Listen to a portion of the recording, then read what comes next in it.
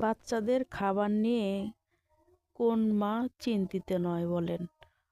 বাচ্চা হবার পর যখন বাচ্চাকে আমরা ফর্মুলা দেওয়া শুরু করি, তখন থেকে আমাদের মনের একটাই চিন্তা, বাচ্চাকে কি দেওয়া যায়, কিভাবে শুরু করব তার বাড়তি খাবারগুলো, কোন মাসে কি খাবার দেওয়া যায়, সেগুলো নিয়েই চিন্তিত সবাই। এই তো আমি মায়ান বাবার জন্য হেলদি রেসিপি করতেছি, যেটা হচ্ছে নুডলস দিয়ে। খুব সহজ।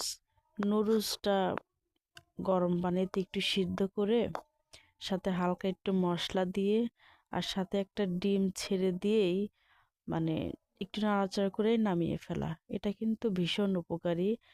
আপনার ডিমের পুষ্টিটাও পাচ্ছে, আবার নুডলসের পুষ্টিটাও পাচ্ছে। তবে অবশ্যই বাচ্চা কিন্তু 1 বছর প্লাস হতে হবে, না হলে গ্যাস হবে।